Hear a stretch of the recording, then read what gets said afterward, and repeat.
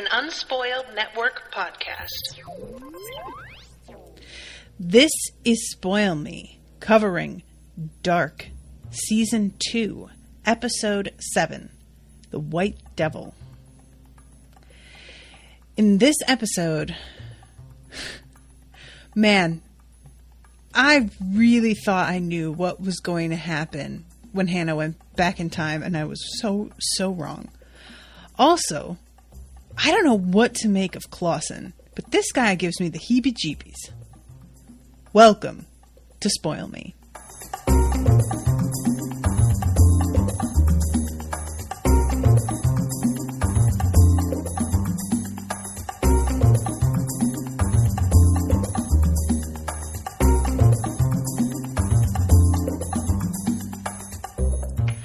Welcome to the show, everyone. I am Natasha.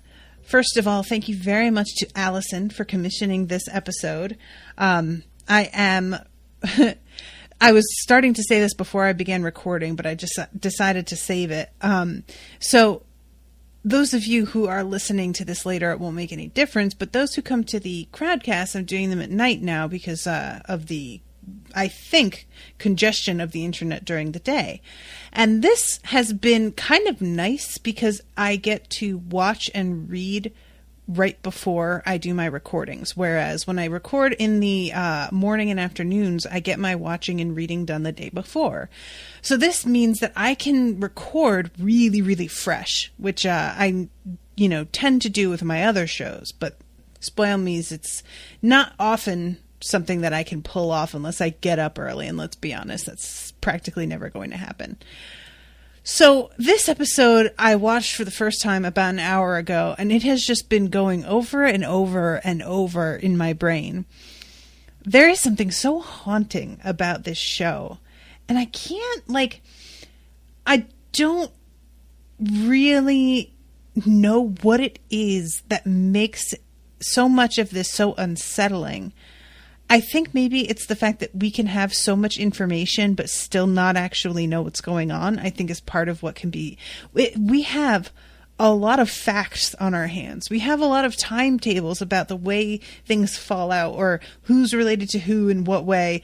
We have a lot of that, but piecing things together, it feels very much like Westworld, where you're like, I know I don't have critical stuff that I need to finish figuring out what's going on. But it feels like I've been given so much information that I can't imagine what could still be being kept from me that's super important. And then something is shared with you and you're just like, wow, that changes everything. So, and it doesn't necessarily change everything in terms of the facts, but it changes everything in terms of knowing what somebody went through. So the first thing I'm obviously going to talk about is Hannah, because Hannah, oh girl, she is just such a mess. I have a new bit of sympathy for Hannah after seeing how much she clearly did care about Mikkel in her way. It's like she wanted something from him that she just couldn't get. He was not available to her. And, we tend to go for people in our lives who exhibit similar overt personality types, or just they give off the same sort of air as somebody else that we have known who was important to us in some way. And the thing with Hannah is that she wants Ulrich, right? She's in love with Ulrich from a child. And she gets older, really it begins to sink in that he is not somebody that is for her, but she's still in love with him despite all of that. And so what does she do? She goes and finds somebody else who isn't exactly available to her either. But in practice, he is. He is available to her in that he is single and willing to marry her and yada, yada, yada. But when we see the way he lives his life, he's just as unavailable at least if we're going to take that brief moment we saw of the two of them as an example of what their whole relationship was like, which I tend to do because of the way that they spoke when she said, you should come out, it would be good for you. It felt like this was a conversation that they had had many times. It felt like this was just a new version of a familiar argument. You know, this time it just happened to be about this party, but they've had this same talk before. And so I am judging from that brief moment, but I feel that's fair. So I feel really bad because Hannah has, like, don't get me wrong, I still think she's a bad person. I really do. I think that her, like, neediness, and when you use the word neediness, that always sounds really derogatory, and I don't mean it to be in this case, because everybody is needy. Everybody wants someone to care about them. And with Hannah, it doesn't really feel like she has that, you know? Like, she married somebody that wasn't really there. She was in love with somebody who used her. And then we have Jonas, her son, who, like, disappears and doesn't tell her what's going on. Like, he eventually does. But it really does kind of feel like everybody who's ever been in Hannah's life has just not really seen her as a factor. And that has to wear on you. So as much as I, like, was truly disgusted by what she does here, I also kind of get it. And there is a part of me that almost admires it, because I really was complacent in thinking I knew what was about to happen. And then to see that she's sort of standing up for herself in a weird way for the first time, I was sort of, like, impressed. Because, like, think about what just happened before she decides to do this. She has this conversation with Katharina. The last time Hannah saw Katharina, she tells Katharina that all of these lies about the fact that her husband didn't really love her, that he was planning to leave the kids, or that he, you know, I don't even remember the details, but I remember it being really heinous and just so full of blatant lies that I was like, wow, that is bald-faced and very, you just went all in, didn't you? But when Hannah finally returns and she started to get some of her power back, she comes back at Hannah, or when Katharina returns, she comes back at Hannah with facts. She doesn't have to lie. Hannah had to lie to make Katharina feel bad. Katharina doesn't have to do that. She just has to tell the truth and be like, I bet you he never said that he loved you, because in the end, he was never going to leave us. It was always us first, every time, and you know it. So I should have known. Hannah, going back in time, I expected her to want to try and steal Ulrich away. I don't even know what that would have looked like, right? I don't imagine it could have worked, but that doesn't preclude that was her goal. She approaches Egon in this way that is really...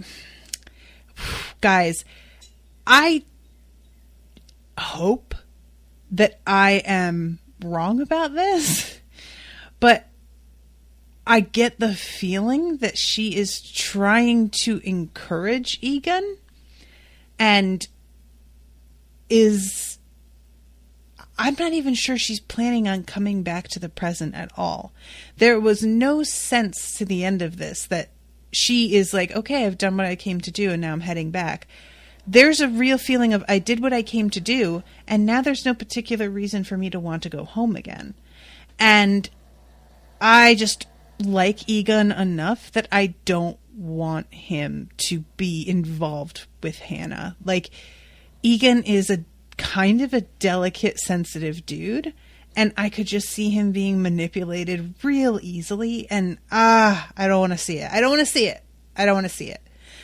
But regardless, I'm getting ahead of myself. So she comes in, claims that she saw the photo of the man who was arrested and that she thinks it's her husband. She gives the name Katharina Nielsen. which I found odd because they don't know this guy's name. And it's not like they would be able to double check that anyway, because that's all, this is a time that's totally different. But she gives that name and asks to see him. And Egan is very reticent. He doesn't just trust this story. As he points out, they gave a lot of time for relatives to come forward. Why didn't she do that earlier? There's a lot of questions about how this has, how this could have happened this way. And finally, Hannah does get her way. She slips up and says they don't have kids when, Ulrich had said, I'm here looking for my son. But it winds up working out that she says he's not her husband in the end because this guy claimed he had a son and she's saying that he doesn't. So maybe that winds up making her story more credible. Whatever the case, she gets brought to the asylum where Ulrich is being kept. Y'all, I don't like Ulrich. He's a really selfish, also manipulative person. But seeing what has happened to him and how incredibly mentally broken he is by this point, that is tough to look at. Like, he doesn't even quite recognize her at first. He doesn't even raise his head to really look at her.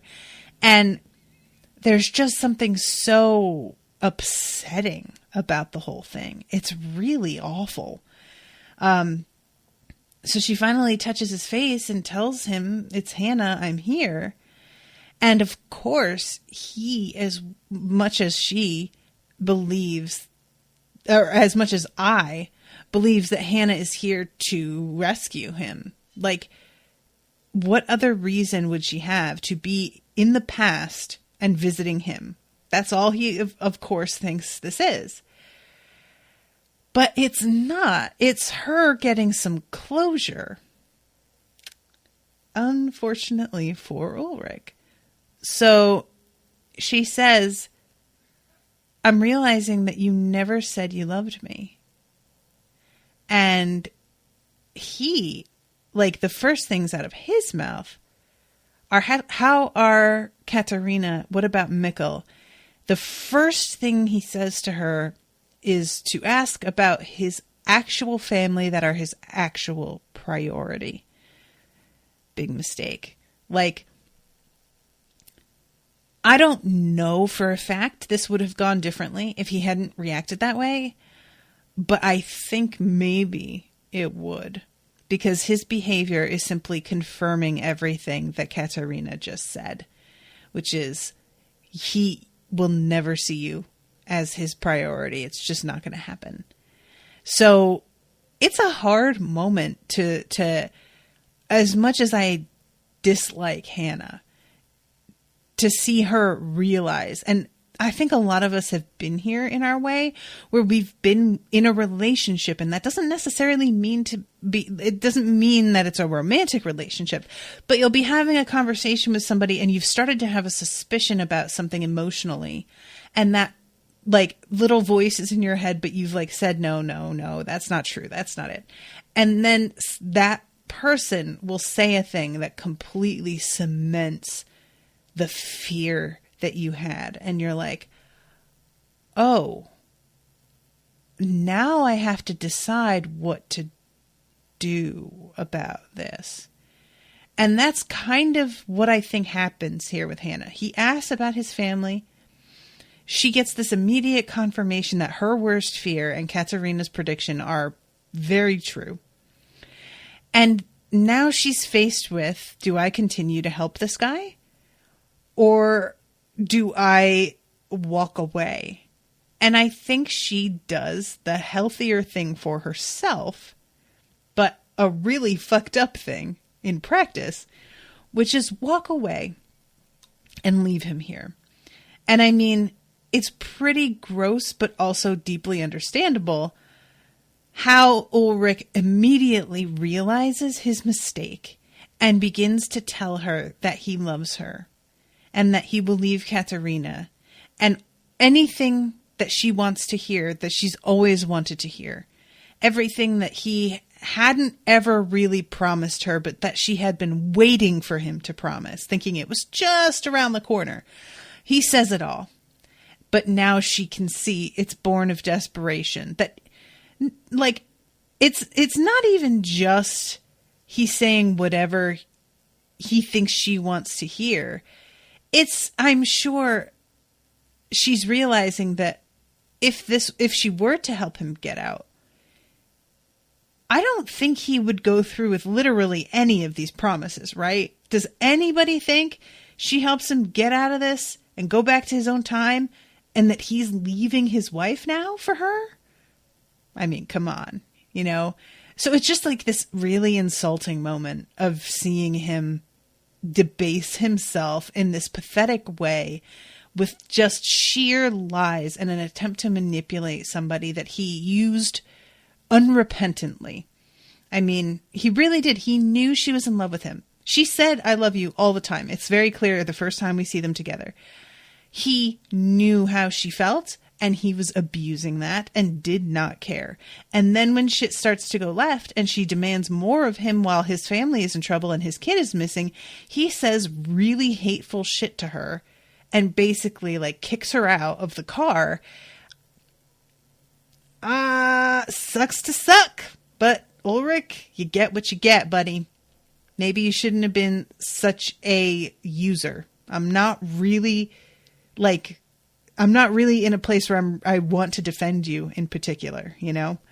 But yeah, it's just, guys, it's brutal. It's really rough. And when she goes back to Egon, like Egon's sort of just checking her out throughout this whole thing. And then she goes and sits at the desk with him and like says she's looking for a fresh start and holds up her cigarette. And it really just feels like, so you gonna light my cigarette for me, baby? And he does, and has this little smirk on his face. And I'm just like, I don't like it. But I guess we'll see what happens there. In my eagerness to talk about this, I sort of skipped over the opening scene, which is a montage of everybody looking at the things that they have lost. And it's pretty well done. It's interesting how much it's like a stage play. Because, I think we're all used to like things being superimposed to look ghostly, or a flash to make it clear something's going on in someone's head. But this is a very sort of literal, like it's an interpretation as if each of these people are sitting in the room with the person that they have lost. So we see Katerina, and Mikkel is sitting there and he's wearing like what he wore when he disappeared. Jonas the old Jonas is sitting, looking at the Marta that is wearing the like white dress that she wore to the party. That the dress that she was wearing the first time that they slept together. Hannah is looking at the door, and Ulrich is standing there looking very like, it's interesting to see the way they're all pictured. Ulrich just looks angry and sort of defeated. Marta is looking at a Jonas that's like wearing his rain slicker and sodden and cut up. I'm not even sure what had happened to him to cause this but this is a really effective, if sort of like unsettling way to open the episode. And there's over this all a monologue by old Adam, old Jonas, talking about how men's lives are basically predicated on desire and trying to pursue the thing that they desire. And I have to say, that's probably the weak point for me in these shows, in this show, is that I don't really think that the monologues that Adam gives are profound and they're treated like they are, but I don't love them. I feel like they don't really say anything of substance. And I don't know. It's just like, yeah, people are motivated by desire. Duh. And I just don't, you know what I mean? Like, there's just moments where I'm just like, very deep, not really super fucking obvious. In fact, that is the human condition, but sure, you're wise. I don't know what you want from me, guy. So then we go after the credits, to Egan, and this is young Egan. I just have to say, guys, and I know I've said this so many times, but young Egan breaks my little heart. This is part of why I don't want to get him involved with Hannah. Like, I just really, he's so credulous, and he's not stupid. Because when I say that, it sounds like, oh, what a naive idiot. No. I don't mean that. He's sincere. He's just somebody who's like, means what he says, and it's just hard to watch someone who's just doing their best go through what we see him go through. And this is like exactly what Claudia winds up saying to him, is that, you know, he is one of the best and he has to suffer worse than practically anybody, and it's super unfair. And I really see what she means. And it's just awful to like see, like, this moment they are showing him the body of Claudia, who was shot, as we know, by Noah, right? She knew she was going to die. And Egan sees this woman and remembers that she came to see him and how much she completely freaked him out, because she says something to him that is verbatim what his daughter winds up saying to him a little bit later. And this woman turning up dead is just freaking him out. And he says something about how she showed up the same day that Helga appeared again and was apologizing for something. And the other detective is like, well, maybe she's connected with whoever took Helga. It's interesting that they never think she is the one who hurt Helga. Like, they think that they are pretty much positive, and I guess this is going off of what Helga has said so far.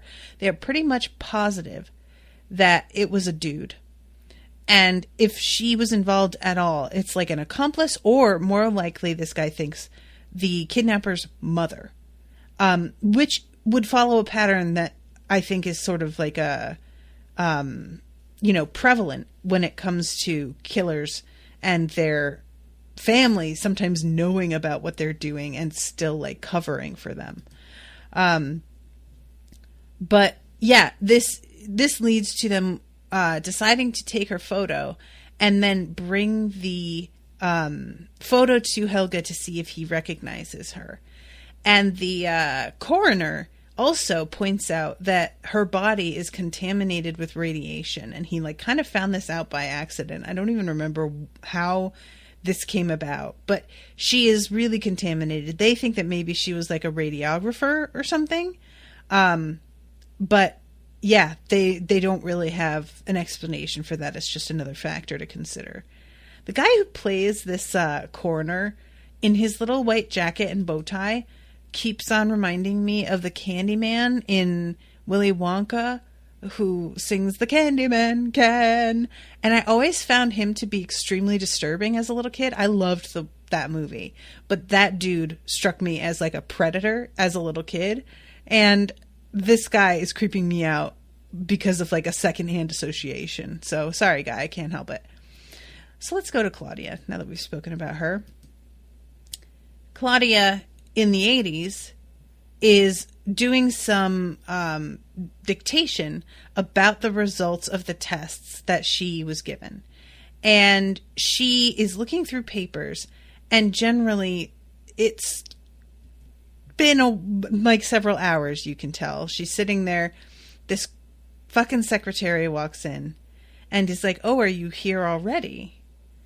And she has to ask the secretary what day it is. And this secretary, guys, I've said it before, I feel really bad for her, because she was super excited about there being a woman at the head of this, this nuclear power plant. And she's gotten a boss who is seemingly really flaky and a mess all the time and just not seeming up to the job. And she winds up putting off the French delegation yet again in this moment that I just found, like, this poor woman. I would be glad if she, the secretary, wound up being the head of things again, because she needs to be promoted for having to deal with Claudia and everything that fucking Claudia is putting her through. It's not necessarily Claudia's fault because, like, you know, she's dealing with some crazy shit, but sucks. So Claudia's whole thing this episode is a focus on trying to get her father out of his house. And this turns out to be a very, like, Greek myth sort of story. Because in those myths, you know, there's a fucking portent or a prediction, a vision of the future, a prophecy. And everybody decides that they're going to fucking dig in and make sure that prophecy doesn't happen. We're going to do whatever we can. And the very things that they do to stop it from happening are what lead to it happening. So Claudia, as I also 100% assumed, Claudia thinks that Ulrich is going to get out of jail or the mental asylum and come and kill Egan. I mean, why wouldn't that be what you think? Of course it is. Of course it is. What fools we are. So she gets very fixated on getting Egan to agree to live with her.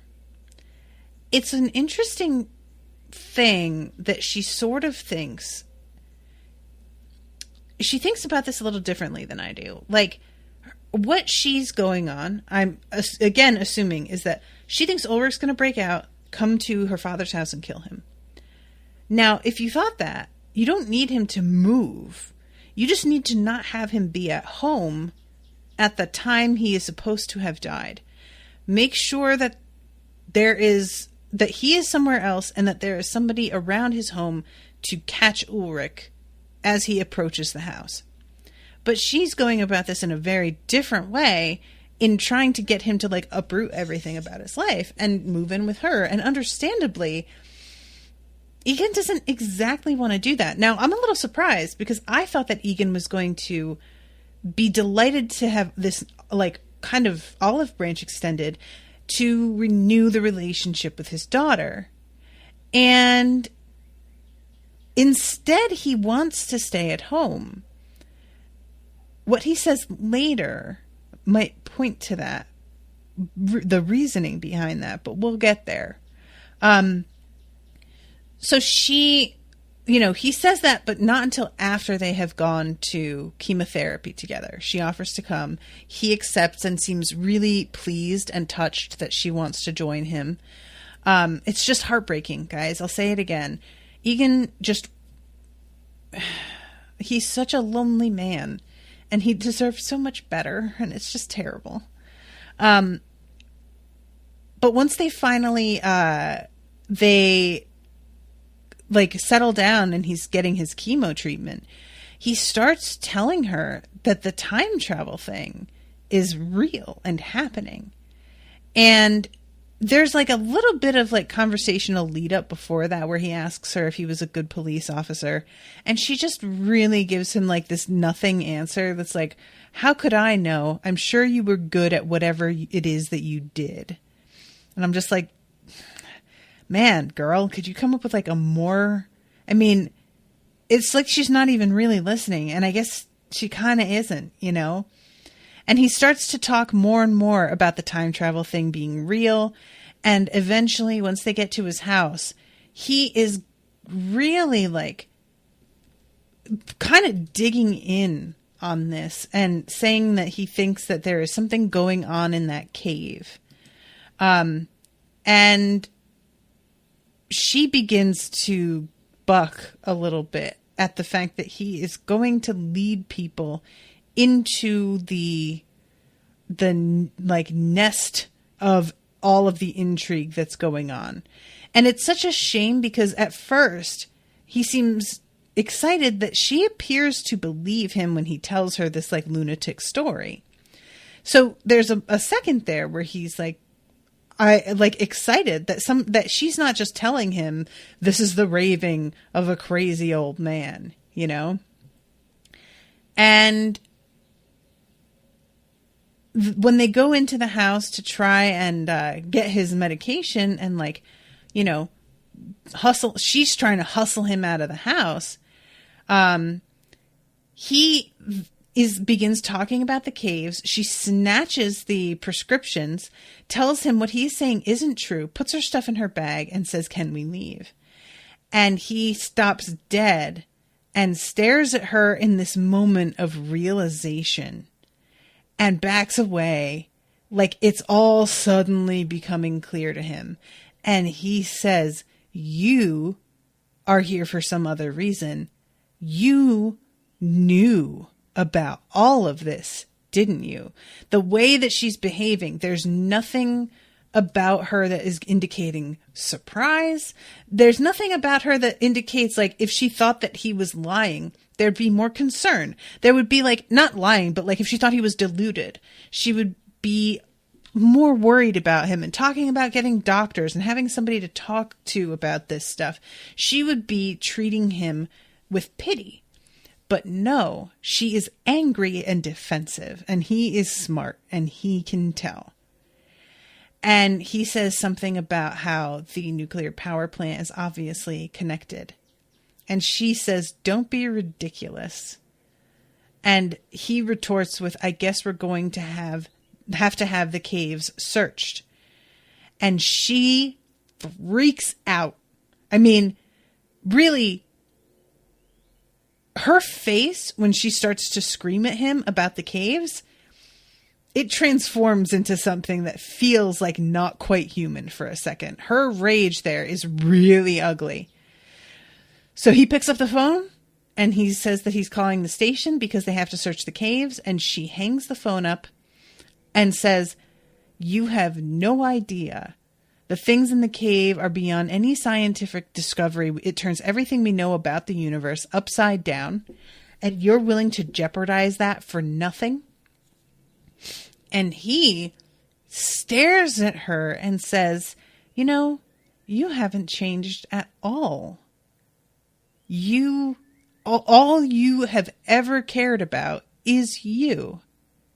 You have no heart." Yo, for your father to say that, and it's not in a moment of trying to punish you. It's not in a like, you are a grown woman. He is a grown man. He has seen you live your life for 50 years more.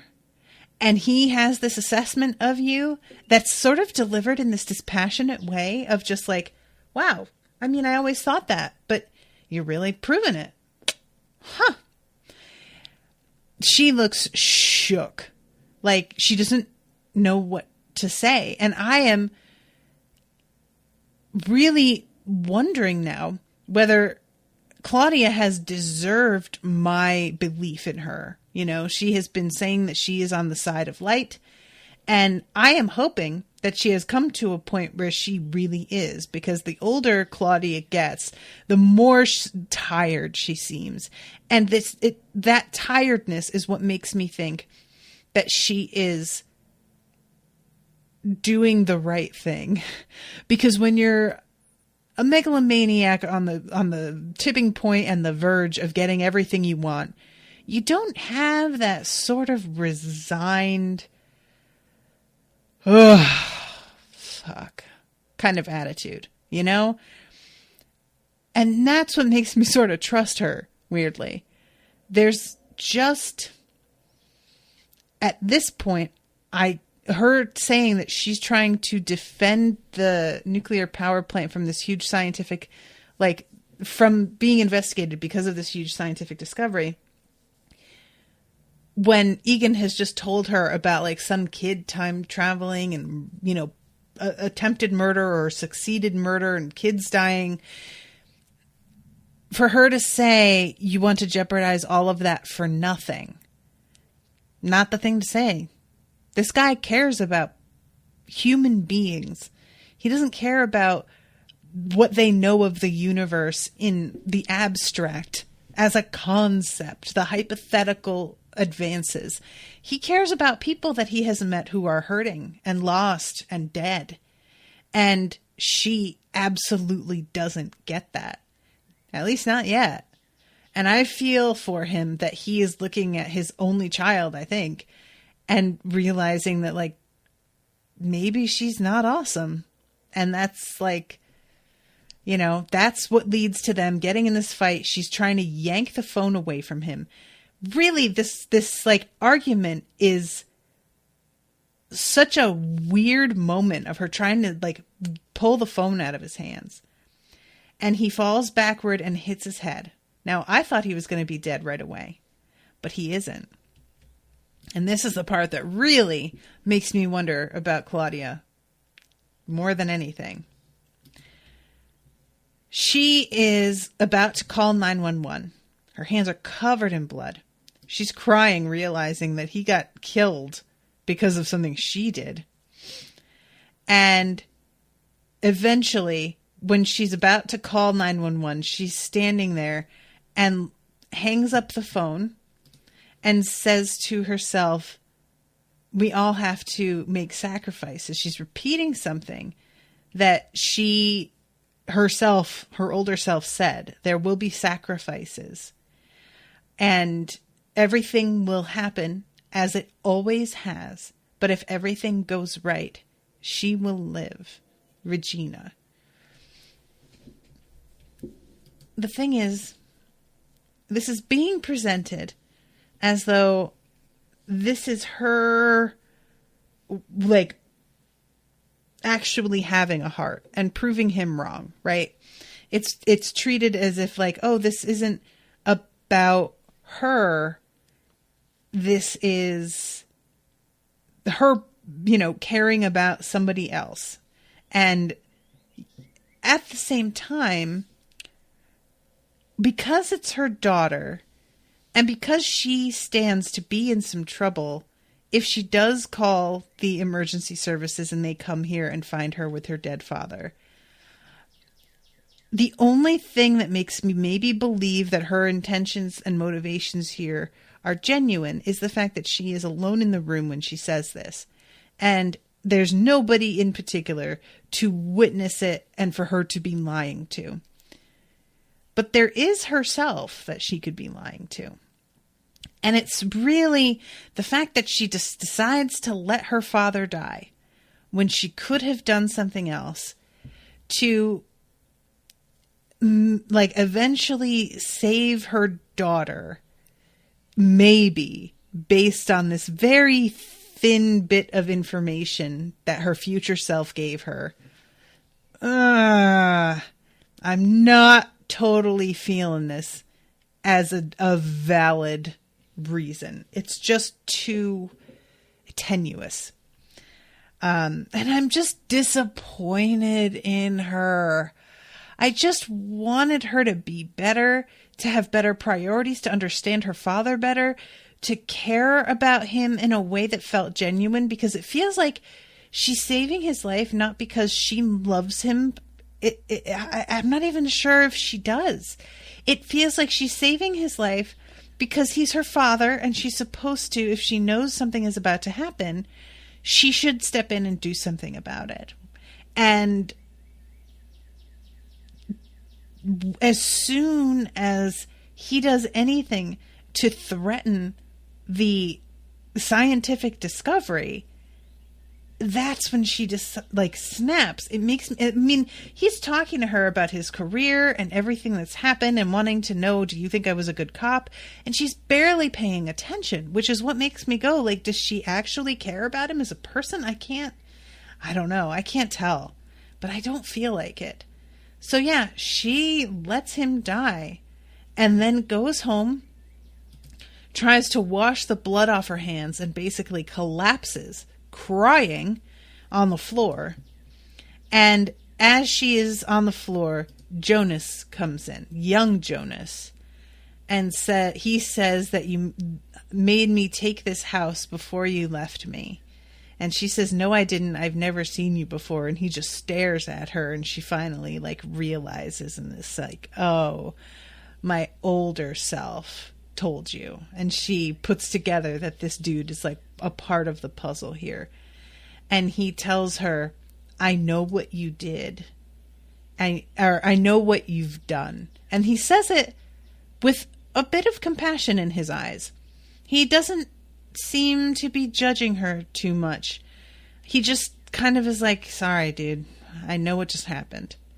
And she starts crying, and he holds her and says, she also said it didn't have to happen again. And I'm like, what? And he says, next time. And I'm like, what? Everything is supposed to happen the way it's supposed to happen, though. That's what she said to Claudia.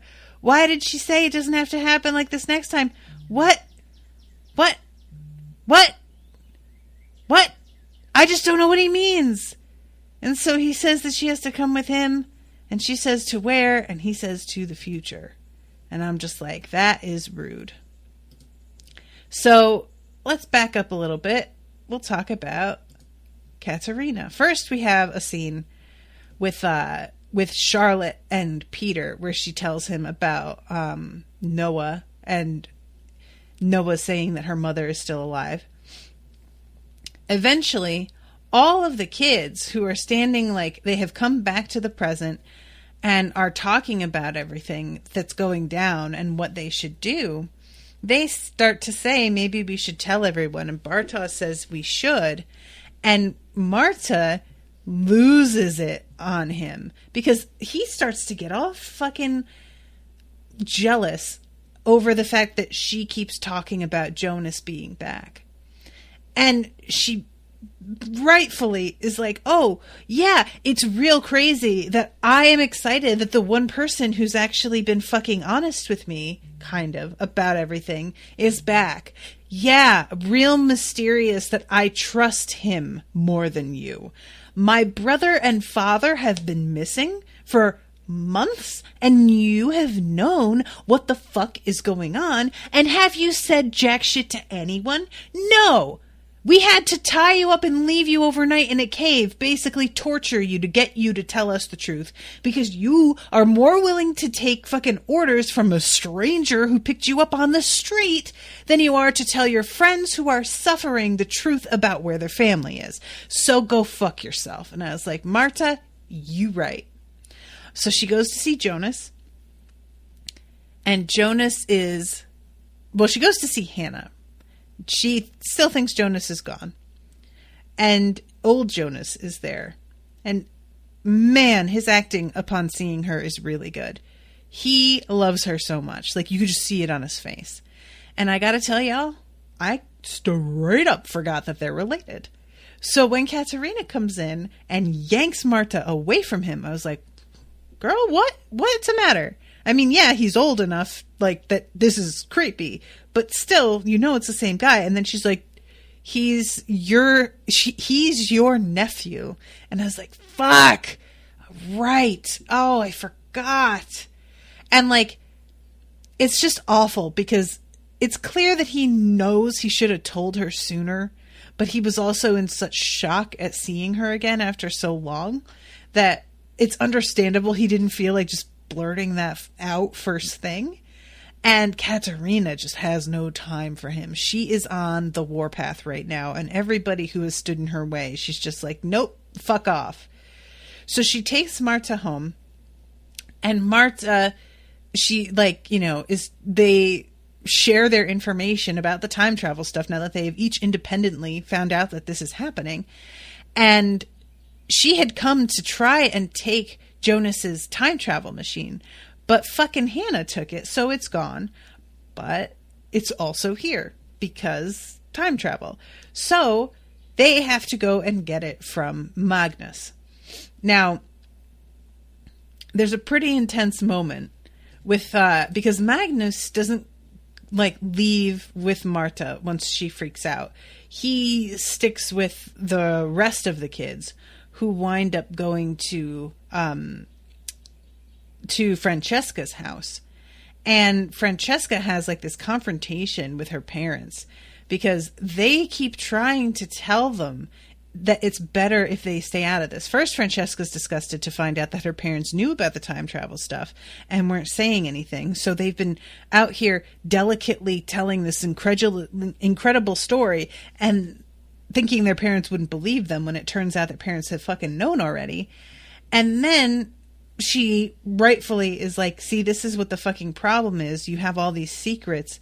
You didn't even, like, you couldn't even handle it properly when Dad slept with, what's her name? I don't remember her name.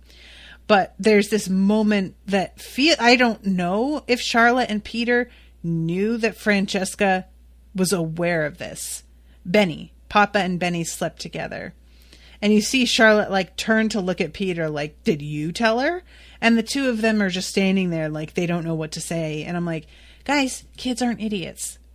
Yeah. Oh, she knew. I mean, there's a million ways she could have found out. Kids aren't idiots, guys. I just don't know what to tell you, you know? And throughout this whole thing, I should mention, her little sister is like, nobody is signing anything. So I don't know if she knows. I'm assuming that she can read lips pretty well, but it's unclear to me how much she is aware of what happened in this conversation. But anyway, Magnus brings the time travel machine to his mom, who just basically like packs it up and walks away with it, goes upstairs with it. And I don't know what exactly she's going to do next, but it's pretty clear that whatever it is, it's going to be her by herself. She's not intending to involve the family in this. This is going to be a solo mission. And this is when Marta explains to him that Mikkel and their dad are in another time. But we don't really get his full reaction. It cuts away as soon as she says that. So, okay, let's talk about fucking Clausen. I don't know what it is about this fucking dude, but he just repels me. So he goes to confront Alexander, if that is your real name, and is basically like, yeah, it says on your, like, the ID that we have under your name that you're 5'8", but you're definitely 5'6" at most. So what's that about? And it's this really weird moment of like him acting as if he's really got him. When to me, a 2-inch height difference is something that is so, you need to measure a person. Like being like, I eyeballed you and you're 2 inches shorter than it says here. So not real compelling to me, not in the way he seems to think, but it's enough for him to like decide to arrest him. And then we see him in the interrogation room, an unnecessarily enormous interrogation room, I should also mention. Fucking place is bigger than my whole bedroom, and there's just this one like table in the middle, and that's it. And he pulls out a revolver and puts it on the table, and sort of there's like this whole threat throughout this episode that maybe he's just gonna shoot Alexander in the middle of this interrogation room and nobody's gonna like care. There's also there's no like double-sided mirrors. There's nobody. I would assume that there's like a camera, but he's not behaving as if there's a camera. And Alexander doesn't seem to know what to make of this. The fact that he's like unholstering his weapon and pointing it at him and leaving it there between them and yada, yada, yada. And Clausen tells him, okay, so here's the story. I am looking for my brother. And I got a note because I think he says that his brother disappeared in a similar way. And we see a photo that he takes out of himself and younger with somebody else. And it's a weird moment of like, again, me thinking that they want me to recognize whomever it is in this photo, but I definitely don't. And I just, like, is that supposed to be, that can't be, I was going to say, is that Noah? But Noah is like from the 20s. We saw younger Noah in the 20s. So I don't know. I'm looking at this dude's face and trying to figure out who else this could be if it's somebody that we indeed have met already. Maybe the scientist guy? I don't know. But, oh, and I forgot to mention that when we first see this photo, Clausen's in his office, and he puts the photo away really abruptly when this woman cop walks in, and he quotes Freud, and she knows it's Freud and like says it back to him, and he gets really like cold and shitty with her because it seems like he doesn't like the fact that she recognized the quote. It's a weird moment that I don't really understand. It's almost like he thinks that this whole vendetta mission that he's on is so private that anybody else intruding on it at all without his permission is being disrespectful or something. It's a weird moment. But yeah, he got this letter from somebody that says answers about your brother can be found in Winden. And he is repeating the letter as Alexander reads it aloud because he's clearly read this thing like 1 trillion times. And it's written on paper that looks really old. I don't know what's going on here, like if this is a letter that somehow got to him from the past, but that's what it looked like to me. And he says that he doesn't know what's going on in Winden, but I do know one thing. You are not my brother. And he points his pistol at Alexander when he says it. And I'm just like, what are you doing, guy? What is this? What was the point of it? To just make him feel like you're maybe a little unhinged and he should tell you everything? Like, I don't understand what you're doing. I don't understand what they're doing letting you do this. He shuts the lights off in the interrogation room as he leaves too and closes the door behind him, which is a real weird move. Like, everything about how Clausen is handling all of this is real weird. And I have to assume somebody has to know that's what he's out here looking for, right? He's like saying that he took his mother's name in the end. He took Clausen because his name had been cooler.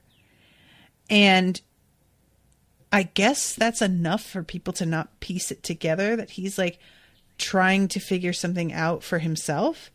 Is this supposed to be an admission that he isn't actually a cop? Is he... Because I had said that was my theory last episode, that like maybe he's just some person with their own vested interest, and I thought that he was a traveler, like somebody that was like on Adam's team, or something like that, and that he had just stepped in and said, "Oh yeah, I'm the special investigator on this case," when in fact maybe not. Like there was no reason to believe that.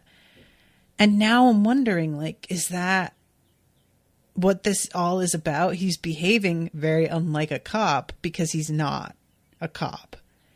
But why do everything on the record then? If he thought he had found Alexander, he wouldn't have him arrested.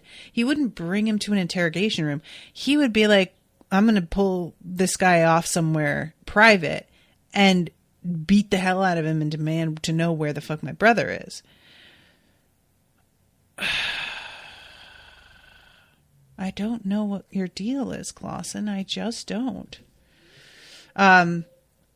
This is part of the mystery that I'm the most sort of baffled by, because everybody else has been part of all of this from the start. All of these characters we have practically seen since episode 1, but Clausen has just been dropped into things this season.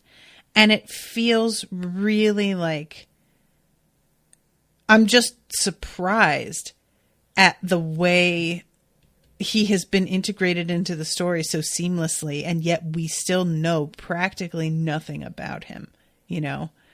I'm trying to see if there's anything else that I forgot to talk about this episode, because I really think I covered most of it.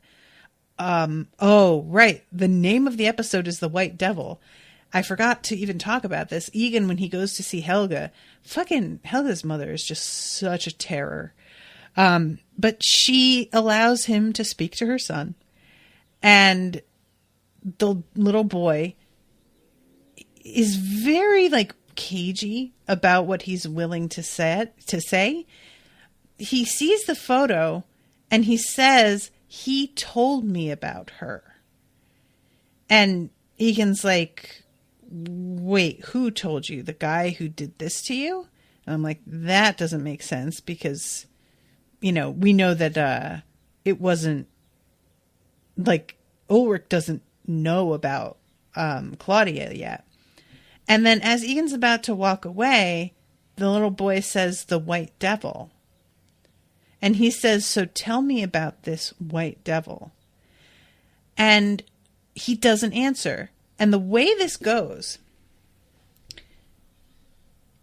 when he says the White Devil, Egan hears him say the White Devil and puts it in the context of, she is the White Devil. She wants to kill us, all of us. But I heard, "Who told you about her?" And the little boy replies, "The White Devil." I'm thinking he's saying the White Devil told me about her. Evidently not. That's the name that she has been given, I guess. And Egan says she's dead. She can't hurt anyone anymore. And Helga says, but she hasn't even begun yet. I have to say, this little kid is soups creepy.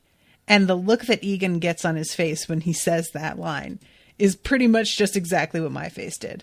Just like, oh no, I don't like that at all. So then later on, when Egan is killed by his own daughter, he says, "You are the White Devil." And I was like, how did you just figure that out? How did you know? Why now? What? I guess because she heard him and then decided that she wasn't going to call the cops or whatever. But shit, that's a hell of a moment to realize the truth. Yikes. So yeah, this episode ends with Jonas coming to collect her, and it's just weird to know that her and Adam are at odds. They don't work on the same team, but somehow her and Jonas are on the same team now. Which Jonas is this? The Jonas we knew, who just was set out to try and stop his father from killing himself. He get collected by Claudia from his house. Did she tell him in that interval and then send him here? I guess. Is that this Jonas? It's hard to know. All right. Well, I'm out of time. But thank you again very, very much to Alison for commissioning this episode. This is a very fun, interesting one. I can't wait to see the next one. I hope you guys are enjoying listening, and I will see you soon with a new episode. Until then, toodaloo, motherfuckers.